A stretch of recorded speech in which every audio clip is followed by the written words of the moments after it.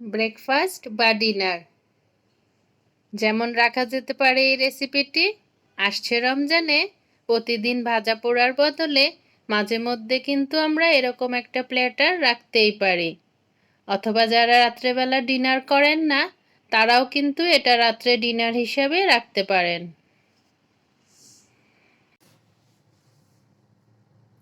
আসসালামু আলাইকুম, welcome to Sharmili kitchen. আজ আমি আপনাদের সঙ্গে শেয়ার করতে যাচ্ছি গরুর গোশতের ঝালকারি রেসিপি। রান্নাটি আমি করব গরুর মাথার গোশত ও জিহবা দিয়ে। এরকম মজার মজার রেসিপি পেতে চাইলে আমার চ্যানেলটিকে সাবস্ক্রাইব করে রাখতে পারেন। আর আপনি যদি ফেসবুক থেকে দেখে থাকেন পেজটিকে ফলো করে রাখতে পারেন। প্লিজ বন্ধুরা, ছোট্ট একটি লাইক দিয়ে ভিডিওটি ফুল ওয়াচ করবেন। এটা এমন একটি রেসিপি রুটি, পরোটা, ভাত, পোলাও সবকিছুর সঙ্গেই দারুণ লাগে। আজকে আমি ঘরে থাকা খুব সাধারণ মশলায় রান্নাটি করে দেখানোর চেষ্টা করব। আশা করছি রেসিপিটি ভালো লাগবে। রেসিপিটি ভালো লাগলে প্লিজ বন্ধুরা, আবারও বলছি, ছোট্ট একটি লাইক দিয়ে সঙ্গে থাকবেন। এখানে আমি নিয়ে নিয়েছি গরুর মাথার মাংস, আরো নিয়ে নিয়েছি ধুয়ে কেটে পরিষ্কার করে গরুর জিহবা। খুব ভালো করে পরিষ্কার করে নিতে হবে গরম পানি দিয়ে। এগুলো দিয়ে দিচ্ছি। আরো এখানে নিয়ে নিয়েছি পরিমাণ অনুযায়ী মশলা। দিয়ে দিচ্ছি আদা রসুন বাটা 2 টেবিল চামচ। দিয়ে দিচ্ছি হলুদের গুঁড়া 1 টেবিল চামচ। দিয়ে দিচ্ছি মরিচের গুঁড়া 2 টেবিল চামচ। পরিমাণ মতো লবণ।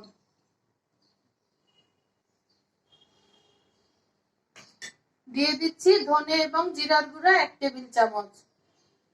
এখন এটা হাতের সাহায্যে ভালো করে মাখিয়ে নেব।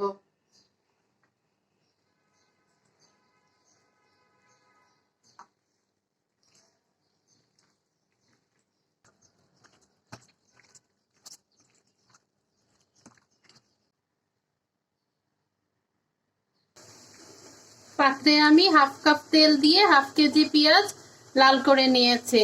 পুরোপুরি লাল করব না, হালকা একটু ভেজে নেব।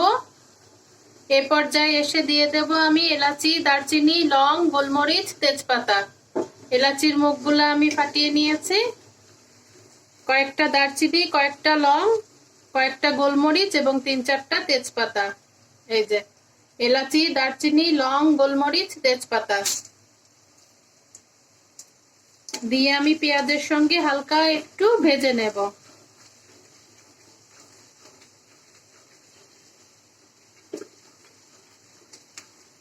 এ পর্যায়ে এসে দিয়ে দেব 1 টেবিল চামচ মরিচের গুঁড়া, সুন্দর একটা কালার আসবে।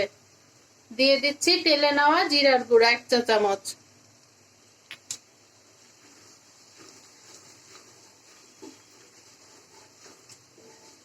আমার এখানে গরুর মাথার গোশত এবং জিহ্বা মিলিয়ে 2 কেজি পরিমাণ হবে।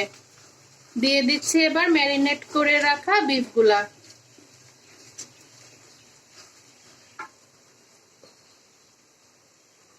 এই যে হাফ এন আওয়ার ম্যারিনেট করে রেখেছি, এখন এগুলো দিয়ে দিচ্ছি।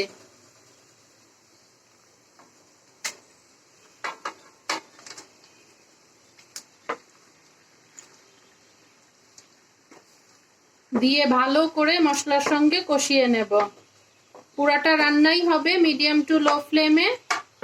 খুব ভালোভাবে কষিয়ে কষিয়ে রান্নাটা করব।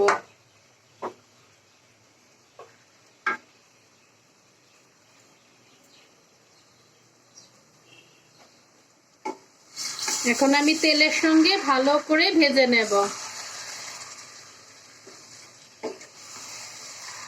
গোশত থেকে অনেক পানি উঠেছে, এই পানিতেই আমি ভালোভাবে গোশতটা কষিয়ে নিচ্ছি।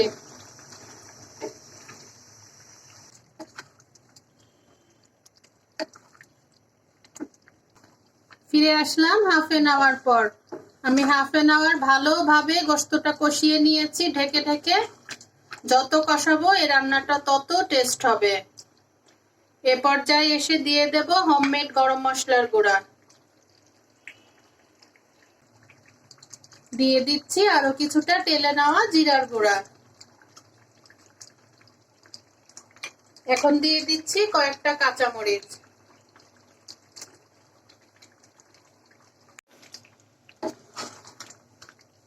এ পর্যায়ে আমি গোশতটা সিদ্ধ হওয়ার জন্য গরম পানি অ্যাড করে দেব। আমার বিফটা সিদ্ধ হতে যতটুক পানি লাগবে আমি ততটুক পানি অ্যাড করব। দিয়ে এখন মিডিয়াম টু লো ফ্লেমে দমে রাখবো। দিয়ে দিচ্ছি ফুটন্ত গরম পানি।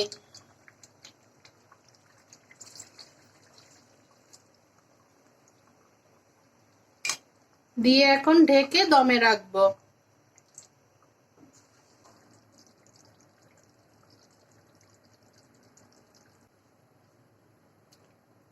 হয়ে গেল আমার তৈরি খুব সহজভাবে গরুর মাথার গোশত এবং গরুর জিহবা দিয়ে বিফ কারি রেসিপি।